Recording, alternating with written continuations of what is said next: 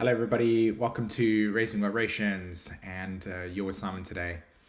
So today's video, I want to talk to you about the transits that are going to be taking place in January, and just kind of talking about the overall sense of what to expect with these changes that are going to be taking place, and how to best navigate and how to best interpret and how to best use these archetypes for our own personal self-development, healing our trauma, healing our wounds, being able to understand the karmic story of our soul at a deeper level. So hopefully today that's what I'm going to be putting across, and that you get some value from this. So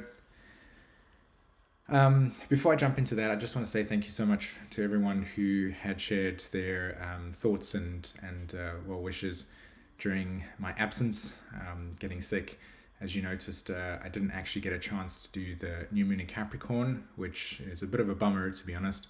I really like doing the new and full moon reports and kind of sharing our perspectives and thoughts, and sort of just missing out on that really affected me in some way. So that's why I'm also really excited to share with you some of my thoughts around that as well, and how we can use this energy for our benefit. If you go ahead and look at the screen right now, you'll see that I've got some transits that are taking place in January. So the first thing, of course, if we have a look, is Mercury turns retrograde on the 14th of January. So that's really significant in the sense that it's just 2 days away. We've got a full moon happening in January the 17th. This is in Cancer, which hopefully we'll get some content out. Uranus turns direct, and this is happening on the 18th of January, along with the actual nodes that are shifting from Gemini, Sagittarius to Taurus and Scorpio. So that's really interesting that both Uranus and the nodes have those changes on that day. So it's a very clear message, in my opinion, when it comes to what February and March and probably much the rest of the year is going to be about. So hopefully dive into that. And then of course, Sun enters Aquarius. We've got Mars entering Capricorn, and Mercury also enters Capricorn as well. This is on the 25th of January. And then you can see there's Venus direct. So I want to address that. And then just the day afterwards, we've actually got a new moon in Aquarius as well. And then Mercury goes direct 2 days afterwards. So this is happening in the 3rd of February. So a lot of activity that's actually taking place for us. So we'll go look at the charts of Venus retrograde or Venus turning direct at least. We'll look at the nodes, and we'll look at Uranus as well, changing signs. And our message that we see that could be beneficial for us as we kind of set our intention for 2022 is you've got to really utilize this Venus retrograde in Capricorn to the best possible way that you can. And that is to really work on the fears that you have inside of yourself. Okay. Now, of course, we can't eliminate all of those fears, right? It's part of our limbic system. And we don't necessarily need to define our fears as bad, but wherever you have a sense that you may you have anxiety around not knowing something, or that you have a sense within yourself that you're fearing something, right? Whatever that may be, it's really useful to explore that right now. Because the idea here, particularly with Venus transiting through Capricorn is the archetype that is where we get to work on our fears. But particularly with Venus retrograde in Capricorn, the Sun is there at the moment. In fact, they just crossed a few days ago. And Pluto is there as well. The message, symbolically, is to really look at where those deep unconscious fears possess us. Okay, where do you feel that you're being held or possessed by a fear? And this could be something that's deeply rooted in childhood, a trauma. This can be something where you just don't know how to do something, and so it's really scary to kind of feel safe, essentially. And those are invitations within yourself to look at where you can reparent those things, right?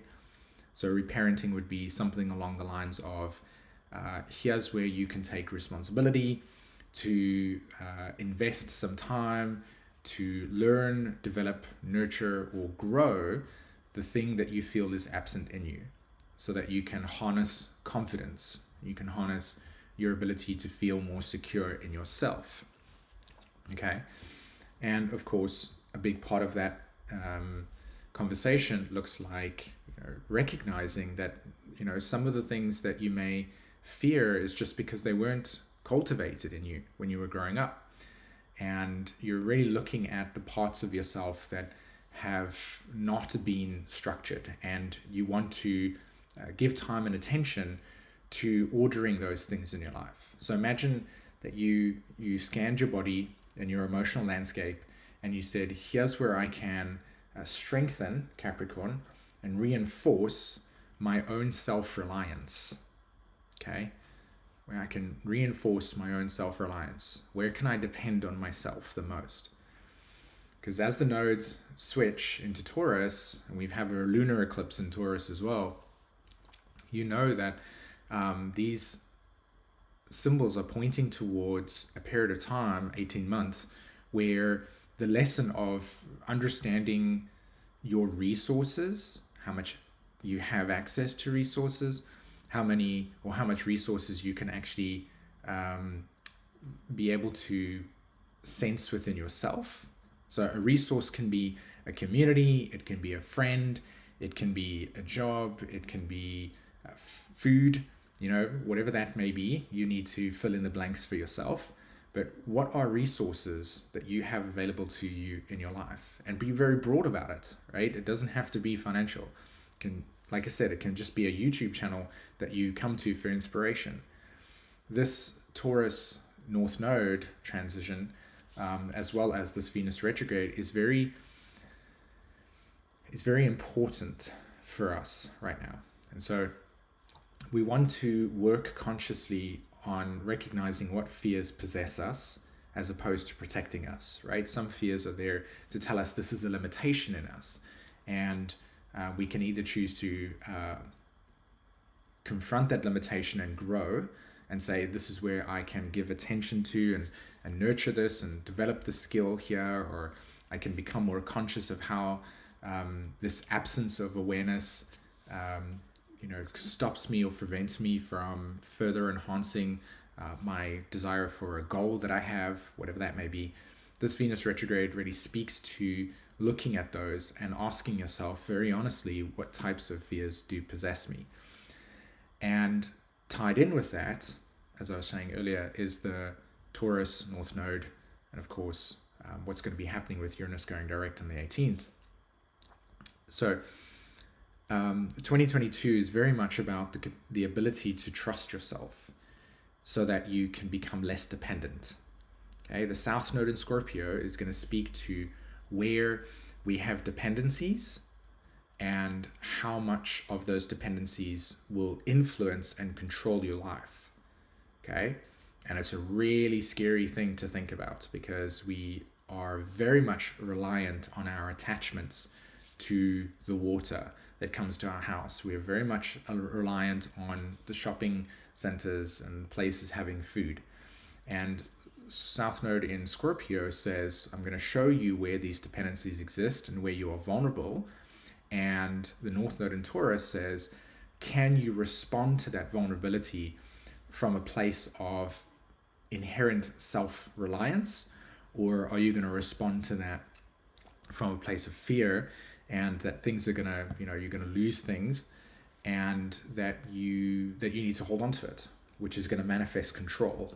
Okay, like deep-seated control. I need to control these things because my emotional security is invested in the thing that I perceive as being taken away. Okay, so the final thing I'll say on reshaping your psychological and emotional landscape in order to understand what 2022 is going to be about. Fear dynamic, checking where you are possessed by fear. asking yourself, how can I become more self-reliant? Asking yourself, where can I tap into resources that enhance my sense of self-reliance and self-consistency, so that you can trust yourself. That's the key, right? So that you're less emotionally controllable and therefore less vulnerable, and you are also able to have more choices under circumstances where the changes in the world are going to very much bring these themes to the surface that I've shared. Okay, so Uranus, when it turns direct on the 18th, if I'm not mistaken, yes, the 18th, along with the nodes, this energy, because Uranus is very much about kind of disordering things so that we can see things in a different way, I wouldn't be surprised that when Uranus goes direct, there's going to be a period, probably about 2 weeks after Uranus goes direct, where we will start to feel the onset of not only the South Node and North Node changing signs, but also where those dependencies are existing for us. And again, they can show up in our relationships, they can show up in terms of our work, and there's going to be a tremendous evolutionary impulse within each person, and depending on the psychological structure of the individual, it will dictate how that Uranian impulse comes through. So in a state where we're deeply entrenched in fear, right, and you haven't been doing trauma work that has helped you regain a sense of self-understanding, or at least being able to know that you can navigate yourself independently, that Uranian impulse will show up as a deep need to repress that intensity, and will show up as anxiety, or it will show up as trauma, like a fracturing, right, where people or scenarios will just kind of fracture, and something shocking will occur, and then how do you process that? And that will be pretty much like how the collective will experience things. This is not a prophecy / this is what's going to happen. It's the way that we would interact with the Uranian impulse, and it comes from our unconscious as well. So the best way to navigate going forward is to be mindful of the difference between fear that permeates into the collective psyche, in other words, the conversations that people have and how people are possessed by them, versus the ability to individuate from it and to say, is that really my experience? You know, is this really something that is occurring for me, or can I take hold of my own emotional landscape and influence and control it and process it separately from what is being told to me, or how am I how the world is being described? Because the world at the moment is being described as a chaos place, and my experience of that is that that's not actually true predominantly. Like, there is a tremendous amount of things that are occurring, but that is not each individual person's experience. It's pockets, and so it's very important to kind of separate from that, and that Uranus energy, you know, can pull us away from that. That's the potential, at least. And what I shared earlier in this video is the way to which we go about that, right? So right in the beginning of this Venus retrograde, I said, make sure that you are doing your shadow work and recognizing where shadow dynamics exist within you, because once you clear them out, you will not place them into the world and then interact with them as if that's what's occurring. You're just interacting with your own demons inside of yourself. So clearing that out allows you to navigate this time a little bit more clearer. Jupiter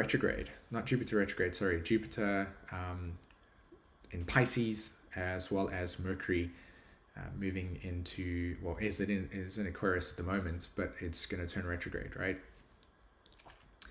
So I think the best way to kind of talk about this is like this. Jupiter is the function in life, that it's the instinct in life where things expand, okay? They expand, right? Growth takes place. When you take that phenomena and you place it into the human psychology, into the human experience, what that shows up as an instinct to explore, right? The instinct to go beyond the boundaries, to go beyond the borders, right? To expand our sense of awareness. Okay, so that's why words like traveling or higher knowledge or experiencing diverse cultures is associated with Sagittarius archetype, because it's the behavior of going beyond our borders. Another way that the archetype manifests itself in the human psyche is that it forms and shapes the worldview that we have. Okay, so this is why I was talking earlier about where Uranus can hold the potential for us to begin to fracture away from the collective narrative, and to ask the question for yourself: is this true for you? Is this true, right? And to question things, to look at it and objectively ask if these things are adding up. And so with Jupiter moving into Pisces, what we will see collectively is the Neptunian fog and haze, right, will materialize, and that will look like information just not necessarily making sense, and at the same time, things that seem hysterical to one side could seem clear to the other, and the other way around, right? What could be madness to one group of people could be complete, like, absolute clarity to other people. And so we're definitely going to kind of see where the collective psyche, the collective experience, how we see the world collectively, and how that gets driven. We're definitely going to see patterns of psychological and emotional separation in beliefs. And this will further what is already occurring in the world right now. Because ultimately, each and every single one of us is in our own psychosis, right? We are in our own perception of what we see the world to be. And I don't have a strong intuitive hit on Jupiter in Pisces, to be honest. I sense that it's going to be a time where, outside of people finding meaning in their own beliefs, but also experiencing disillusionment in their belief systems, will occur collectively.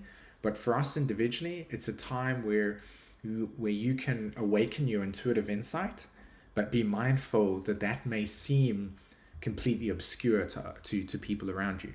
So to allow yourself the space to say, hey, if you don't understand me, if we can't kind of make sense of this thing or find a common ground to it, it's okay. If there's a desire to want to find a meaning in that, great. If not, then just leave it, because this Jupiter loves to convince, because it likes to feel secure. But in a Piscean type of realm, we may find within ourselves that we have all the answers, that we have all the totality of the truth. And that leads to behaviors of, believing that we need to preach, right? Or this is the only way. And one of the offshoots, and I'm going off on a little bit of a tangent over here, is that Jupiter through Pisces, alongside the South Node in Scorpio and the North Node in Taurus, will cultivate a psychology or a behavior pattern in people that will, through things that are very vulnerable within yourself, or that how we see vulnerability show up because of our attachments and how we are invested in those attachments, it will lead to experiences of deep disillusionment around loss of faith. Like, oh, I had faith in this, right? I had this was meaningful to me. I believed in this, and now I don't. And it will come not from a revelation. It will actually come through a deep internal paralysis and crisis experience, because what was once safe, secure, and comfortable will now become, wow, this is not the case. Or I believed in it, but it hurt me, or it generally will come through more of a painful experience as opposed to some deep revelation, and that's simply just because of the nodes being in Scorpio. If it was in, say, Sagittarius as an example, which it has been, it will be more prone to a very fire element, but this is very watery in its context. So we're going to be a lot more prone to feelings of despair, feelings of meaninglessness. Right. And at the same time, ironically, there are states of complete meaning that will materialize. People will actually find God, as it were, right, within their own journey. And that's a beautiful thing about this experience, that the loss of our ego attachments towards things that once had meaning, and as they dissipate, will foster and cultivate a need to look within and to find that meaning and that landscape of light within oneself to navigate this time. So that's something that I see with Jupiter in Pisces. So it's going to be interesting to track that as well. Venus retrograde, it turns direct at the end of this month. It coincides with the nodes and Uranus switching.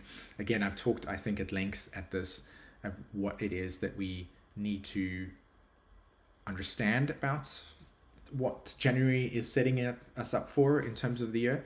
And I feel that that's pretty clear there. So I reckon what we'll do is let's jump into some chart work, and I'll just point out these dates and just kind of look at what aspects are occurring for us. Okay, so I'm going to do that now for us. Okay, so here's the chart of today. Just take a look at what's occurring in the stars at the moment.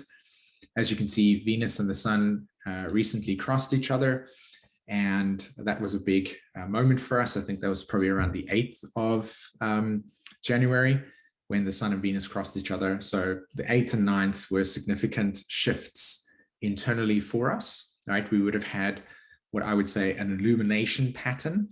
So something shifted for you on those dates. And now what's going to happen is, as Venus is continuing its retrograde path over here and the Sun goes there, you're going to have the Sun bring you the you had the awareness between the 8th and 10th of January, right? 7th, 8th, 9th, and 10th of January. That's when that awareness would have taken place for us. As the Sun moves across Pluto, right, it will bring that awareness to a point where Pluto will say, okay, what do you want to eliminate and transform? And what do you want to take with you that's empowering? Okay, so this will all coincide with the actual Mercury retrograde pattern. And what I thought was really interesting about Mercury retrograde is that if you notice here, the moon is actually going to cross the North Node before Mercury goes retrograde. And the ruler of the North Node is Gemini, right? Gemini is there, and you've got Mercury influencing that North Node.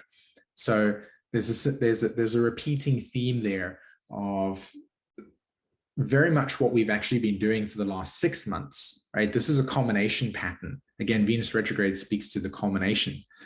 So this Mercury that is about to go retrograde and the moon crossing that North Node is significant because it speaks to, hopefully I can get the patterning, you guys can see the patterning. It speaks to the inner workings of this Venus retrograde. And this Venus retrograde has very much been about, as I've talked earlier, internalized shadow work. But the context has been what we have been processing for the last 6 months. And that has been really removing belief systems, outdated software that we carry about our perception of the world, how we perceive it, how we language it. And it's been reshaping that. Okay. So lots of changes that have been taking place for us over the last 6 months. This Venus retrograde is clearing out the values and what you consider to be valuable to you or not, like your internal relationship. And this exact moment in time here, where the moon's just about across the North Node and then Mercury's about to go retrograde, we're going to address the language structure that we need in order to move forward when Venus goes direct. And so, as I said earlier here about the Sun and Venus crossing each other and having that moment of realization, the next step is Mercury going retrograde and the Sun conjuncting Pluto. And so we'll have a change of psychological and intellectual landscape, like the definitions, how you perceive reality. That's where we'll have an experience of, this is how I want to language my new way of seeing things, right? It's like an affirmation. It's like, today I declare I will not repress my inner child, as an example. And all of the work up until this point in time has been recognizing and realizing not only why maybe somebody has been repressing it, but also how much that's been hurting them. And then now coming to a point and saying, I no longer want to do that. So it's like a declaration of how you wish to communicate going forward and how you see things and how you intellectualize things. Okay. So I thought that that was really interesting that we'll have, there you see the moon. Let's just move the chart one day. This is the 13th. The moon crosses the north node.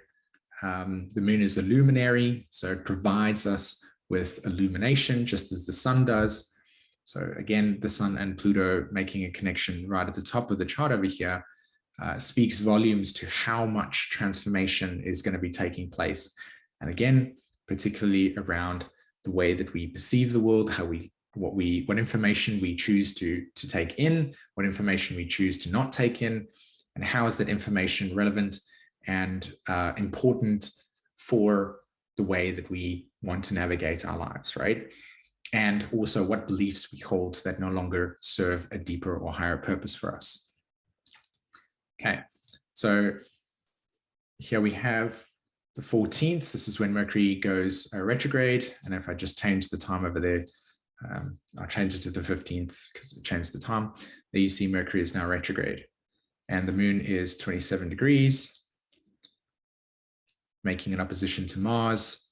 I mean, that opposition to Mars is very faint, but it will just simplify the initiation of what I've been sharing already over the last couple of minutes around this Mercury retrograde being very much reshaping the intellectual landscape. What information are you prepared to take in and not?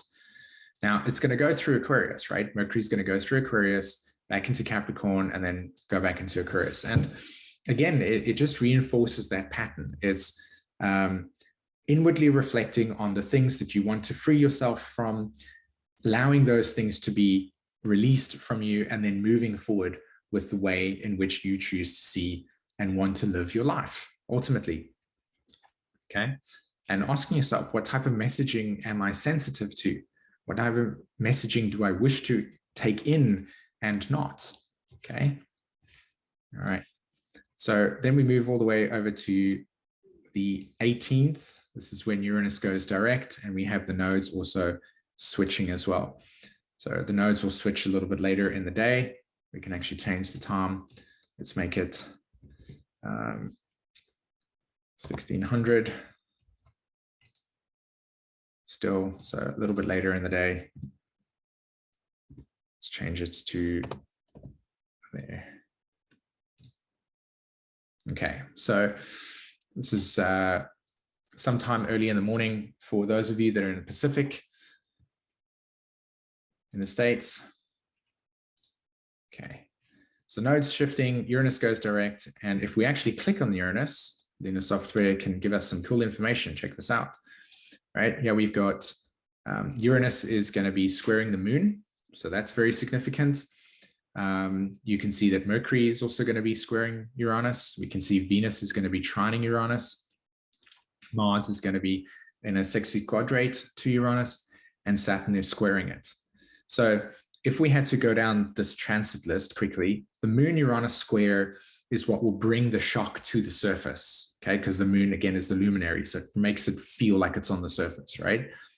The Mercury square Uranus will create that underlying impulse in us to look at the language that we use around our worldview and our reality and say, where can I free myself from these patterns? The Venus trining the Uranus speaks to the internal work that's being done at a Venusian level, which is our inner relationship to ourself and how we want to project that to the world. So that trine supports a deep initiation of freeing ourselves from inner relationship patterns that no longer reflect positive or healthy balance within us, okay? Right?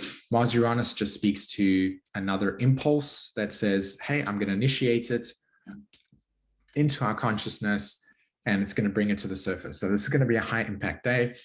And of course, the Saturn square Uranus aspect has always been in play throughout 2021. So all it's going to do is just reinforce more of the reorganizing and restructuring, not only within the context of our society, but also in the context of our own inner relationship to ourselves. So that's a very significant day for us, of course, because again, both the North Node and South Node change, and we have Uranus in there. So watch out for that day.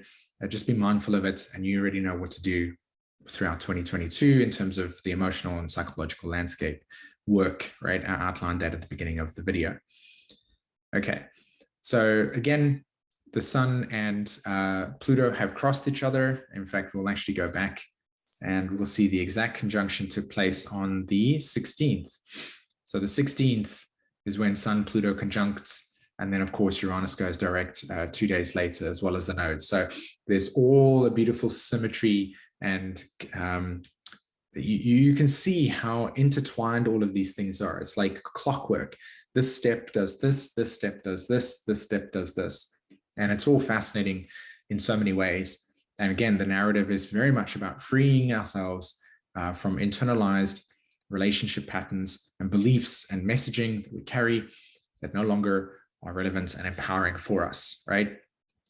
And it sets the tone for the nodes shifting into Scorpio and Taurus. Yeah. Okay. So another date that we'll go ahead and quickly look at, I mean, the 25th is significant because Venus, or should I say Mercury, goes into, if we just do it over here, right? Mercury in Capricorn. The Sun has crossed Mercury. So again, that Sun is just bringing all the awareness of all of the work that you guys have been doing, that we've been doing throughout the late parts of December and January, right? Venus will have been retrograde for just over a month.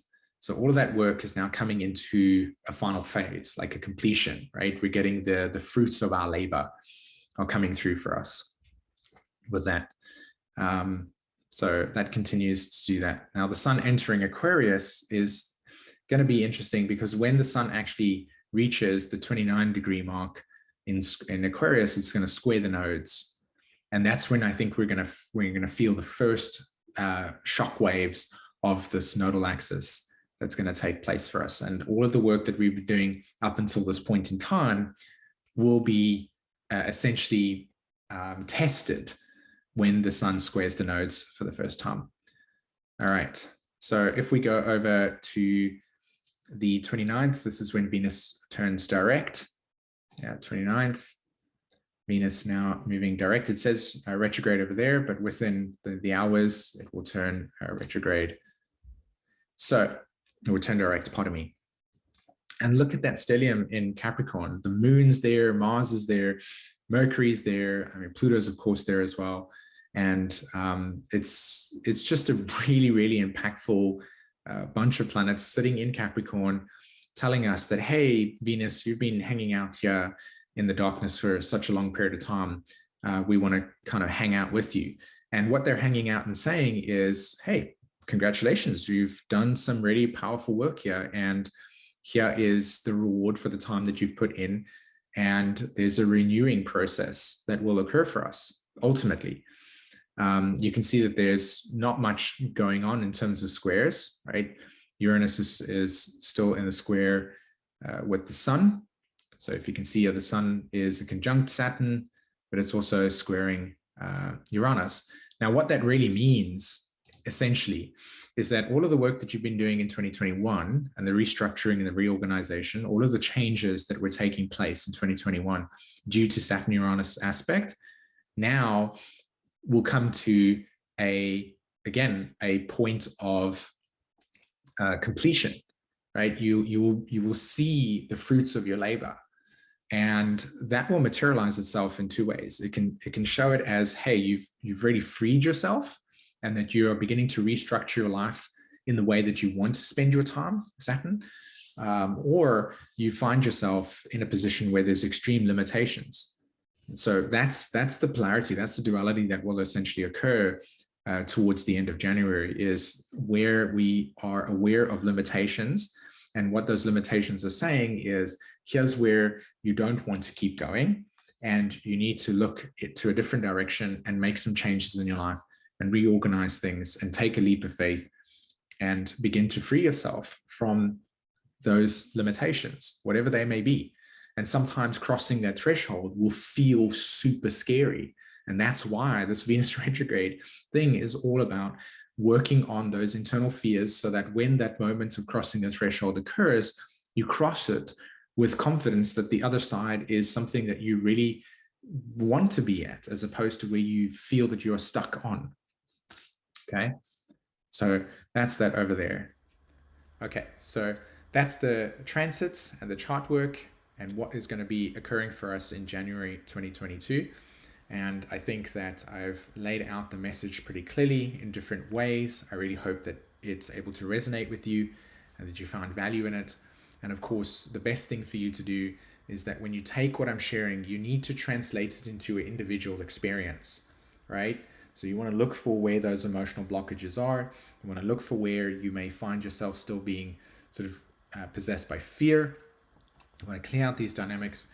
You want to become aware of how you can begin to shift your attention to look at the resources that you have available to you, how you can nurture those resources, how you can use them to your advantage, to be able to create a deeper sense of self-reliability and self-sustainability as the end of January comes along and Venus turns direct and we have a new moon in Aquarius and all of the planets start to say, are we ready for this nodal shift that is occurring for us? Okay.